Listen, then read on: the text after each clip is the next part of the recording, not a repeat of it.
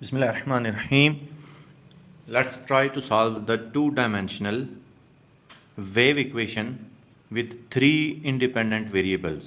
अब इसमें ये तीन इंडिपेंडेंट वेरिएबल्स हैं x, y और t, लेकिन ये टू डायमेंशनल है क्योंकि डायमेंशंस जो हैं वो स्पेस कोऑर्डिनेट से पता चलती हैं x, y, z से। अब इसमें ये x है और y है, इसका मतलब है कि ये टू डायमेंशनल वेव इक्वेशन है, जबकि इसमें इंडिपेंडेंट वेरिएबल्स तीन है। तो जैसे पहले हमने वन डायमेंशनल वेव इक्वेशन की, वन डायमेंशनल हीट इक्वेशन की, लैप्लास इक्वेशन सॉल्व की। अब क्योंकि हमने इंडिपेंडेंट वेरिएबल्स के हिसाब से चलना था, इसमें इंडिपेंडेंट वेरिएबल्स अब तीन आ गए हैं, तो हम इसमें u is equal to x Y let करने की बजाय u is equal to x Y T let करेंगे। और फिर u को जो भी लेट किया हमने वो हम अपनी इक्वेशन नंबर 1 में पुट करते होते हैं, तो हमारे पास आ जाएगा curly two B curly X square of X Y T plus curly two B curly Y square of X Y T minus 1 over C square curly two B curly T square of X Y T. अब क्योंकि यहाँ पे हम with respect to X differentiate कर रहे हैं, तो Y और T as a constant treat होंगे, वो बाहर आ जाएंगे।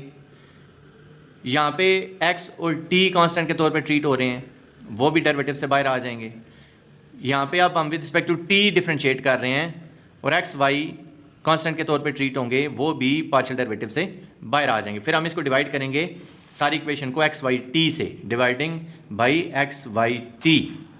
सो we will get 1 over X curly 2x भी curly X square plus 1 over Y curly 2y भी curly T square minus 1 over C square T into curly 2t by करली T square.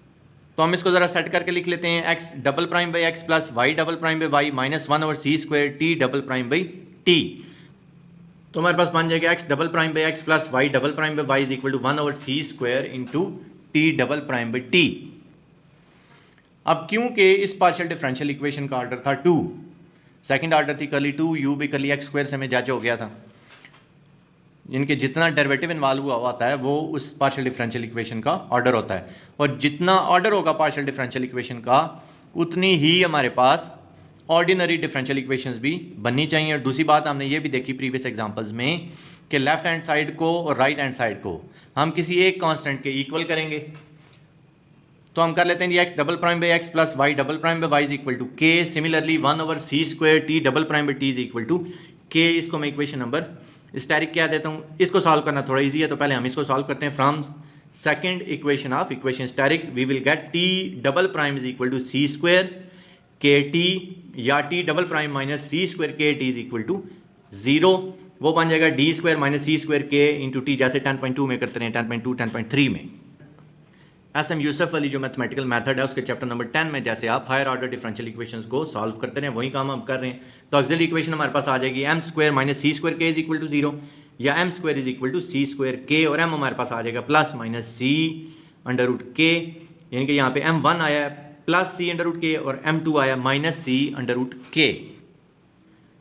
तो हमने उसको किस तरह लिखना होता है, c1 e raise to power m1x plus c2 e raise to power m2x, उसी तरह लिख रहे हैं t is equal to c1 e raise to power m1x, नहीं अब आएगा t आएगा क्योंकि अब हमारा डिपेंडेंट वेरिएबल यहाँ पे t है, तो t आ जाएगा c1 e raise to power c under root K T plus c2 e raise to power minus c under root K T. अब हम इस इक्वेशन को सॉल्व करते हैं, x double prime by X plus Y double prime by Y is equal to K. X double prime by X is equal to K minus Y double prime by Y, इसको हम static prime का नाम कोई भी नाम दे लें आप। Equation static prime is satisfied if each side is equal to some constant से p, जैसे पहले हम प्रीवियस एग्जांपल्स में करते रहे। वहाँ पे तो क्योंकि हमारे पास सिर्फ एक्स वाई चलता था, लेकिन अब यहाँ पे k के अलावा आप समझ लें वही काम दोबारा स्टार्ट हो गया। ये आपके पास एक लेफ्ट हैंड साइड आ चुकी है, ये राइट हैंड साइड आ चुकी है, तो इन दोनों को भी सेम कांस्टेंट के इक्वल होना चाहिए। k हम क्योंकि पहले यूज़ कर चुके हैं, तो अब या इसको k1 कह लें या कोई और नाम दे लें, मैं इसको p कह दी, यानी कि लेफ्ट हैंड साइड भी किसी कांस्टेंट के इक्वल होनी चाहिए और राइट हैंड साइड भी किसी कांस्टेंट के इक्वल होनी चाहिए, और दोनों कांस्टेंट भी सेम होने चाहिए। तो x double prime by x को भी हम p के इक्वल कर लेते हैं, k minus Y double prime by Y को भी हम p के इक्वल कर लेते हैं। इक्वेशन हमारी बन जाएगी X double prime by X is equal to p and k minus Y double prime by Y is equal to p। इसको मैं इक्वेशन नंबर a का नाम दे रहा हूँ। तो पहले हम इस इक्वेशन को चेक कर लेते हैं, X double prime by X is equal to p, X double prime is equal to px और X double prime is equal to minus px या X double prime minus p into X is equal to 0। तो auxiliary equation या associated equation हमारी बन जाएगी M square minus p is equal to 0, M square minus p is equal to 0, M square is equal to pm आ जाएगा plus minus under root p। तो अब यानी कि आपके पास m1 आया हुआ है अंडर रूट p और m2 आया हुआ है माइनस अंडर रूट। तो हम इसको कैसे लिखते हैं, c1 e raise to power m1x plus c2 e raise to power m2x। अब c1 और c2 तो हम क्योंकि पहले यूज़ कर चुके हैं, तो यहाँ पे हम c3 c4 यूज़ कर लेते हैं, क्योंकि कैपिटल X हमारे पास आ जाएगा c3 e raise to power √px plus c4 e raise to power minus √px। अब दूसरी इक्वेशन को सॉल्व करते हैं। दूसरी इक्वेशन थी हमारी k minus Y double prime y is equal to p, या k y minus Y double prime is equal to P Y, या y डबल प्राइम आ जाएगा k y minus P Y. y हम उसमें से common consider कर लेते हैं, तो y double prime is equal to k minus P into Y. अब k भी कांस्टेंट है, p भी कांस्टेंट है, तो ज़ाहिर है जब हम इन दोनों कांस्टेंट्स को सॉल्व करेंगे तो हमारे पास एक और कांस्टेंट आ जाएगा। लेकिन डिपेंड करता है कि k ग्रेटर है या p। अगर k ग्रेटर है तो हमारे पास पॉजिटिव आएगा, और अगर k नेगेटिव है तो हमारे पास नेगेटिव आएगा। k minus P can be positive और नेगेटिव। तो इन दोनों सिचुएशंस को हम चेक कर लेते हैं। In first case k minus P is equal to Q square, कुछ भी आप उसको लेट कर सकते हैं। क्यू स्क्वायर में ये है कि जब हम इसका अंडर रूट लेंगे तो हमारे पास क्यू रह जाएगा, इसलिए मैंने इसको क्यू स्क्वायर कह दिया। So Y double prime is equal to Q square Y, Y double prime minus Q square Y is equal to 0, Y common आ गया, सब्स्टिट्यूट इक्वेशन बन गई M square minus Q square is equal to 0, M square is equal to Q square. So M will be plus minus Q, यानी कि अब हमारे पास m1 आया q और m2 आया माइनस q, तो रूट हमारा क्या होगा c1 e raise to power m1x plus c2 e raise to power m2x। अब q के डिपेंडेंट वेरिएबल यहाँ पे हमारे पास y है, तो ज़रा हम y लिख लेंगे। y is equal to c5, 1 2 3 4 तो पहले हम यूज़ कर चुके हैं ना। y is equal to c5 e raise to power qy plus c6 e raise to power minus qy। In second case let k minus p is equal to minus q square, so y double prime will be equal to minus q square y, और y double prime plus q square y is equal to 0। तो equation हमारी बन जाएगी y double prime plus q square into Y is equal to 0, और associated equation होगी m square plus q square is equal to 0, m square is equal to minus Q square. m will be plus minus under root minus Q square, या m will be plus minus q iota.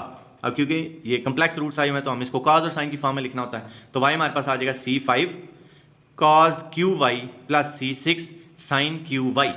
तो general solution हमारा क्या होता है, जो x Y t की values आई हुई हैं वो आपने जो सबसे पहले लेट किया था y is equal to x Y t, उसमें हमने पुट कर देनी होती है। x की वैल्यू भी पुट कर दी, y की वैल्यू भी पुट कर दी, और t की वैल्यू भी पुट कर दी। इसको आप आगे मल्टीप्लाई करा के थोड़ा और सिंप्लीफाई कर लें, और अगर बाउंड्री कंडीशंस दी हुई हैं तो बाउंड्री कंडीशन यहाँ पे आप पुट करेंगे तो आपको पर्टिकुलर सोल्यूशन भी मिल जाएगा।